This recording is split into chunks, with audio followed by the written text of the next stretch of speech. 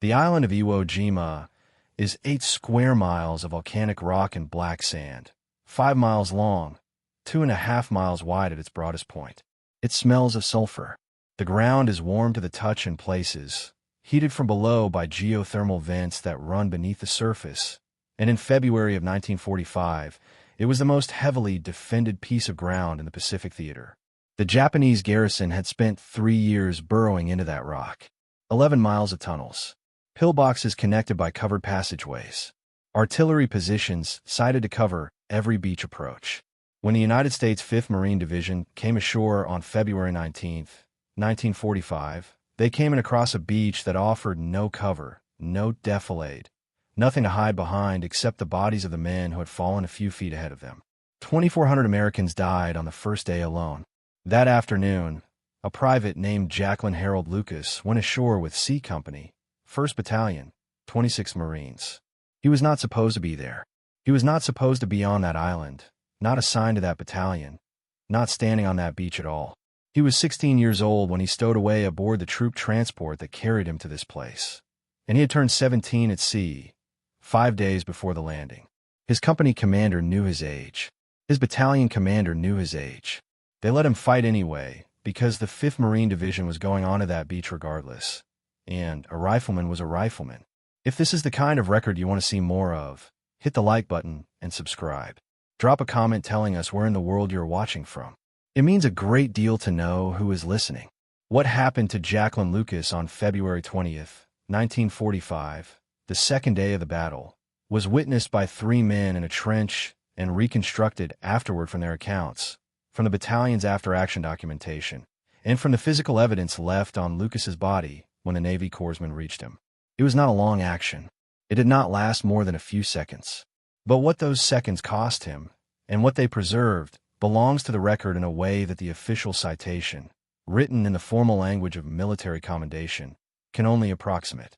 Jacqueline Lucas was born on February 14, 1928, in Plymouth, North Carolina. His parents, Lewis and Maggie, were tobacco farmers in coastal Carolina, and the household was not prosperous. Lucas grew fast. By the time he was 14, he stood 5 feet 8 inches tall and carried 180 pounds on a frame that looked, to anyone without access to his enlistment papers, easily old enough for a uniform. He used that frame deliberately. On August 8, 1942, 8 months after Pearl Harbor, he walked into the Marine Corps Reserve recruiting station in Norfolk, Virginia. He was 14 years old. He told them he was 17. He had forged his mother's signature on the parental consent form and bribed a notary to certify it. The recruiter did not question him. Lucas went to Parris Island, completed boot camp, and emerged a Marine in the autumn of 1942, still 14 years old, with no one the wiser. The Marine Corps caught the error roughly a year later. A records check turned up the discrepancy in his birth date. The institutional response was not to discharge him, which the Corps could have done, but to reassign him to a non-combat role. Lucas found himself attached to the 6th Base Depot of V Amphibious Corps in Pearl Harbor, Hawaii, driving a truck, moving supplies, watching the war proceed without him. He spent more than a year in that assignment. The Pacific Campaign was rolling westward through island after island, Tarawa, Kwajalein, Saipan, and Lucas was in a motor pool in Hawaii. The record shows he was not quietly accepting this. He applied repeatedly for transfer to a combat unit. He was refused each time. By January of 1945, American forces were preparing to assault Iwo Jima, and the troop transport USS Duel was loading at Pearl Harbor with the 1st Battalion, 26 Marines aboard. On January 10th, Lucas walked out of his unit without authorization. He was wearing a khaki uniform and carrying his field clothes in a roll under one arm.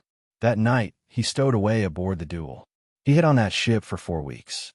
The exact details of how he remained undetected for that length of time are not fully documented.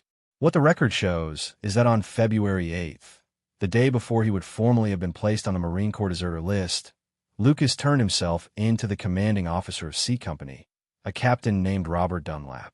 Dunlap brought him to the battalion commander, Lieutenant Colonel Daniel C. Pollock. Pollock reduced him in rank to private and assigned him to Dunlap's rifle company as a rifleman. His punishment for unauthorized absence was the assignment he had spent a year trying to obtain. 5 days later, at sea somewhere in the Western Pacific, Jacqueline Lucas turned 17 years old. The 5th Marine Division landed on Iwo Jima on February 19, 1945. The beaches were designated Red Beach 1 and Red Beach 2 on the southern end of the island, directly below the volcanic cone of Mount Suribachi. The sand was black and fine, volcanic ash mixed with pumice, and it gave way under the weight of men and vehicles. Tanks bogged down. Landing craft broached in the surf. Marines climbed out of the water and moved inland in a fire that came from positions they could not see, from pillboxes that had survived the pre-landing naval bombardment, from rifles fired through apertures cut into rock that had been reinforced with concrete and steel. C Company moved inland on the afternoon of the 19th and dug in for the night, roughly 500 yards from the Japanese airstrip, designated Airfield No. 1. That airstrip was the first operational objective of the battle. American planners needed it to provide fighter cover for the fleet and for the planned assault on the Japanese home islands. The entire island had been designed, fortified, and garrisoned with that airstrip's defense as the organizing principle. Every trench, every tunnel, every firing position on the southern third of Iwo Jima was oriented toward the approaches to that strip of crushed coral and packed rock. The morning of February 20th, Lucas and 3 other Marines from C Company's platoon moved out before full daylight, creeping through a narrow ravine that wound toward the airstrip. The ground was volcanic rock covered in fine black ash. The ravine twisted and offered some concealment, but not much. The 4 men were moving in a low crouch, rifles carried to the ready, when they spotted a Japanese pillbox position ahead of them. They went aground immediately and dropped into a trench that ran across their line of advance. The trench was several feet deep and gave them cover from the pillbox's field of fire. What they had not seen, because the terrain did not permit it, was that a parallel trench ran alongside theirs, close enough that the 2 positions were within arm's throw of each other. That parallel trench held 11 Japanese soldiers. The 2 groups discovered each other at roughly the same moment. What followed was the close-range exchange of rifle fire for which the Battle of Iwo Jima had already become known in the 48 hours since the landing. 2 small groups of men, at ranges measured in feet rather than yards, in a hole in black volcanic ground, with no room to maneuver and no safe direction to move.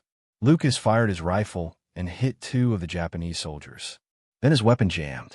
He bent forward to work the action clear, and that was when he saw them. 2 Japanese hand grenades had landed in the trench. They were lying in the black ash no more than a few feet from the other 3 Marines. He shouted a warning. The accounts agree on that much. He yelled something, the word grenade, or a variation of it, loud enough that the 3 men around him understood what was coming. Then he moved. He threw himself forward onto the nearer of the 2 grenades, driving it down into the black volcanic soil beneath his body, and in the same motion reached out and pulled the second grenade under him as well. He pushed it as far into the ground as he could. The small black cylinder of Japanese iron, fused and live, disappeared beneath the weight of a 17-year-old boy who had forged documents, bribed a notary, stowed away on a troop transport, and spent 4 weeks hiding in the hold of a ship to arrive at this trench, on this island, on this morning. 1 grenade detonated. The other did not. The blast threw Lucas onto his back. His right arm was twisted beneath him at an angle that made him certain, in the first seconds after the explosion, that it had been blown off entirely. His mouth and throat filled with blood. He could not speak. He could not call out. He lay on the floor of the trench in the black ash of Iwo Jima with more than 250 pieces of shrapnel distributed through his torso, his right arm, his wrist, his leg, his thigh, and his face, holding in his left hand a Japanese grenade that had not gone off. The 3 other Marines were unhurt. The blast had been absorbed by the body between them and it. They looked at Lucas, saw what the trench floor looked like, and concluded that he was dead. They moved forward. The battle was still going. The airstrip was still the objective. A man who looked like that, on a morning like that, on that island, was dead. They left him and pressed on. What Lucas remembered afterward, in accounts given to journalists and historians over the decades, was that he was conscious enough to understand he had survived and terrified that the next person to pass his position would be Japanese, or would be an American who could not tell, in that state, whether what lay in the trench was a Marine or an enemy. He kept moving the fingers of his left hand. That was the only thing he could move.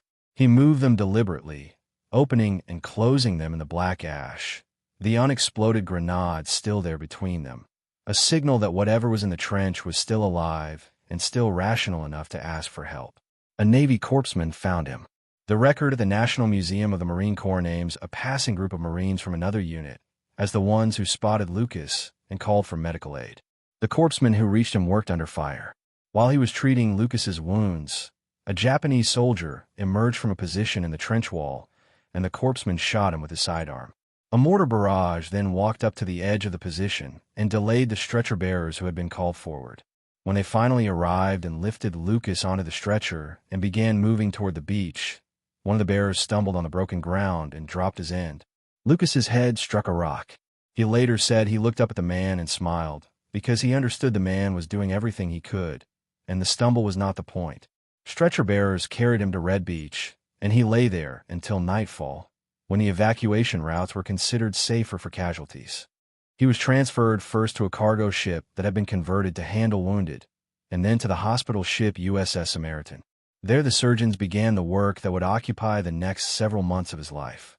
21 operations, by the count in his service record. 21 surgeries to extract shrapnel from his torso, his arm, his face. When they were finished, approximately 200 pieces of metal remained in his body. They were too deeply embedded to remove without causing more damage than they were doing where they sat. Lucas carried them for the rest of his life. Airport metal detectors would register him for decades afterward, and he would have to explain, each time, what the detectors were reading. If this is the kind of history you want more of, subscribe and turn on notifications. There is far more in the record still to cover. Your support is what keeps these stories coming. The Battle of Iwo Jima continued for 36 days after February 20th. 27 men would eventually receive the Medal of Honor for actions during that battle, more decorations for a single engagement than any other in the history of the United States military. The island was declared secure on March 26, 1945. By then, nearly 7,000 Americans had been killed and another 19,000 wounded. Of the roughly 21,000 Japanese defenders, fewer than 200 survived to surrender. The rest died in their tunnels and their pillboxes and their trenches, the fortifications they had spent 3 years building, which in the end could not hold against an assault that had already accepted its own cost before the first landing craft reached the beach. The airstrip that Lucas's fire team had been moving toward on the morning of February 20th was operational within days of the island's capture. American B-29s returning from bombing raids over Japan, damaged and running low on fuel, began diverting to Iwo Jima rather than ditching in the open ocean. The estimate most often cited in post-war analyses holds that the emergency landings at Iwo Jima saved the lives of approximately 24,000 American airmen before the end of the war. The ground those men landed on had been bought at a price that the casualty returns document in full, and the trench where a 17-year-old private absorbed a grenade blast with his body is one of the entries in that account. Lucas was moved from the Samaritan to a series of field hospitals as his condition stabilized, and eventually arrived in San Francisco on March 28, 1945. He was transferred to the Naval Hospital in Charleston, South Carolina, where he continued his recovery through the spring and summer. In August, the mark of unauthorized absence was formally removed from his service record while he was still a patient. The Marine Corps had weighed the circumstances of his stowing away against what had followed, and the administrative notation that he had gone absent without leave was struck. He was reinstated to the rank of Private First Class.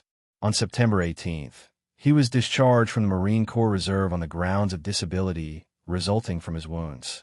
He was 17 years old and carried 200 pieces of shrapnel in his body and had been discharged from military service before he was old enough to have legally enlisted in the first place. The Medal of Honor ceremony was set for October 5, 1945. The war in Europe had ended in May. Japan had surrendered in August, following the atomic bombings of Hiroshima and Nagasaki. The formal surrender had been signed aboard the battleship USS Missouri in Tokyo Bay on September 2nd. President Harry S. Truman received Lucas and 26 other recipients at the White House. Lucas walked up to the president under his own power. The surgeries and the physical therapy had done their work, or enough of it. His right arm functioned. The citation was read aloud. It described a private first class who had, during action against enemy Japanese forces on Iwo Jima on February 20th, 1945, unhesitatingly hurled himself upon one grenade and pulled the other under his body, absorbing the full impact of both explosions with his own flesh. The language was the formal language of military commendation, precise and restrained, and it named what Lucas had done without attempting to explain it, because the citation form does not have a category for explanation. Truman placed the Medal of Honor around his neck. Lucas was 17 years and nearly 8 months old. He was the youngest Marine ever to receive the decoration and the youngest recipient of any American service branch since the Civil War. His former company commander, Captain Robert Dunlap, was among the other recipients honored that same day. The man who had accepted Lucas's surrender aboard the Duel reduced him in rank to private and assigned him to a rifle company stood beside him at the White House, also decorated for his own actions at Iwo Jima. The record notes this without comment. It is one of those details that the official account preserves without drawing attention to it, the kind of detail that says something about how military service works and what it sometimes produces, without requiring any elaboration from the narrator. Lucas had promised his mother he would finish school. He kept that promise. After his discharge, he enrolled in the 9th grade, attending his first day of class with the Medal of Honor around his neck. He completed his secondary education and went on to earn a business degree from High Point University in North Carolina. He was, by any conventional measure, a young man who had survived something unsurvivable and was now attempting to construct an ordinary life on the far side of it.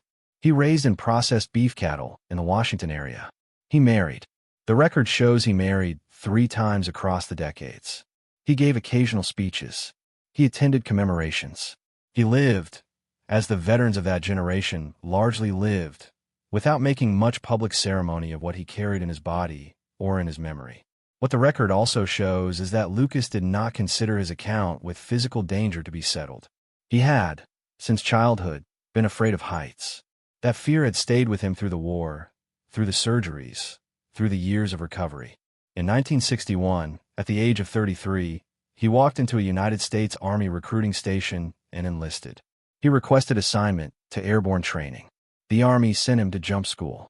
His intention, as he explained it afterward, was to confront the fear directly, to stand in the door of an aircraft at altitude and step out of it until the fear lost its hold on him. It was, in its way, consistent with everything the record shows about how Lucas approached problems that frightened him. During a training jump, both his main parachute and his reserve failed to open. He fell from the aircraft without a functioning canopy. What saved him, by his own account and by the account of witnesses who saw the landing, was a last-second parachute landing fall executed at ground contact, the same rolling technique taught in jump school to absorb the shock of a normal descent, applied to a fall from several thousand feet. His build absorbed what the technique could not. He walked away. The team leader's observation, preserved in the accounts that circulated afterward, was that Lucas had been the last man out of the aircraft and the first man on the ground. Lucas was assigned to the 82nd Airborne Division. He volunteered for service in Vietnam. The Army declined to send him. He ended his military career in 1965 at the rank of captain, having accumulated, across 2 branches of service, a body of experience that defied straightforward summary. The shrapnel stayed. Through all of it, the cattle ranching, the marriages, the university degree, the second military career, the failed parachutes, the 200 fragments of Japanese ordnance remained distributed through his torso and arm and face where the surgeons had decided the risk of removal exceeded the risk of leaving them. Airport metal detectors registered him for the rest of his life. He would explain the readings to security personnel, and the explanation was always the same, and it was always true, and it never became routine enough that people stopped being startled by it. In 1997, the keel of the amphibious assault ship USS Iwo Jima was being laid at a shipyard in Mississippi. Lucas attended the ceremony. He placed his Medal of Honor citation inside the hull of the ship before it was sealed. The document is still there. It will remain there as long as the ship exists, inside the steel, below the waterline, in the dark. It is the kind of gesture that does not require explanation and does not invite it. Jacqueline Harold Lucas died on June 5, 2008, in Hattiesburg, Mississippi. He was 80 years old. The cause was leukemia. He had been diagnosed in April of that year, and his condition deteriorated through the spring and into summer. In his final weeks, he was on kidney dialysis, and he understood what removing the machine would mean, and he made the decision to remove it. He had made harder decisions. He died with his family around him, his wife Ruby among them. He is buried at Highland Cemetery in Hattiesburg. His grave marker records his rank, his unit, and his decoration. It does not record the 200 pieces of metal still in his body when he died, because grave markers do not carry that kind of detail, but the surgeon's records do, and so does the history. The question the record raises, and does not answer, is the one that always attaches to actions of this kind.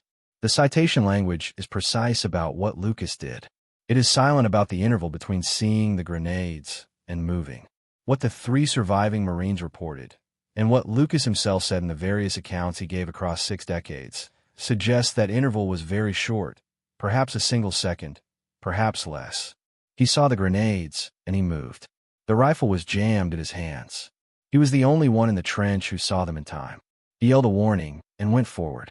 Whether that constitutes a decision in the way the word is normally used is something the record cannot settle. The citation calls it unhesitating, and the accounts support that characterization, but unhesitating is a description of the action's speed, not an account of what preceded it.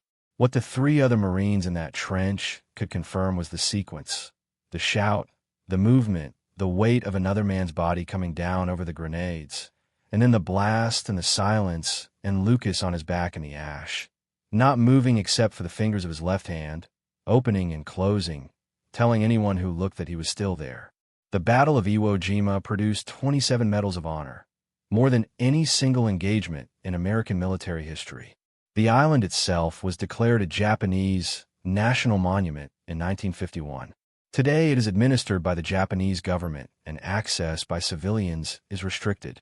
The black sand beaches where the 5th Marine Division came ashore on February 19, 1945 remain largely as they were. Mount Suribachi still rises from the southern tip of the island. The airstrip that Lucas's fire team was moving toward on the morning of February 20th was eventually returned to Japanese control and is now operated as Iwo to Airport, serving the small garrison that maintains the island. The volcanic ground is still warm to the touch, heated from below by the same geothermal vents that were there in 1945. On October 7, 2023, the United States Navy commissioned an Arleigh Burke-class guided missile destroyer in the port of Tampa, Florida. The ship is designated DDG-125. Its name is USS Jack H. Lucas. It is the first of the Flight 3 Arleigh Burke configuration, carrying upgraded radar and missile systems. And its motto, chosen when the ship was named by the Secretary of the Navy in 2016, is a single word: indestructible. The ship carries 330 sailors and is homeport in San Diego, California. It carries the name of a private who forged documents at 14, stowed away on a troop transport at 16, and at 17 used his body to contain a grenade in a trench on an island of black volcanic rock in the western Pacific, and then opened and closed his fingers in the ash to show that he was still alive. The citation inside the hull of the USS Iwo Jima and the name on the hull of DDG-125 are what the documentary record shows when it has finished with dates and units and casualty figures. They are the physical trace the account leaves in the present, the evidence that survived because someone placed it there deliberately, and because steel holds what paper sometimes does not. The trench where the action occurred is gone. The ravine has been reclaimed by the volcanic landscape. The 3 Marines who climbed out of that position and continued toward the airstrip left their own accounts, and those accounts are in the record, and they confirm what happened. Lucas was found by men passing through, called a corpsman, carried to the beach, evacuated after nightfall, and delivered to the surgeons who spent the next several months working through what the grenade had left in him. He told a reporter shortly before he received the Medal of Honor from President Truman in October 1945 that he had hollered his pals to get out and done a Superman dive at the grenades. He said he was not a Superman after he got hit. He said he let out one hell of a scream when that thing went off. That was how he described it, 6 months out from the event, to a journalist looking for a usable quote. He gave the reporter the quote, and nothing more. Then he went back to recovering from the surgeries and being 17 years old and carrying 200 pieces of Japanese ordnance in his body, which was the actual substance of what the record contains. The account does not require embellishment. The record is sufficient, and it holds firm. Thank you for staying with this until the end. If what you heard here stayed with you, the other films on your screen carry the story forward. Subscribe if you haven't, and I'll see you in the next one.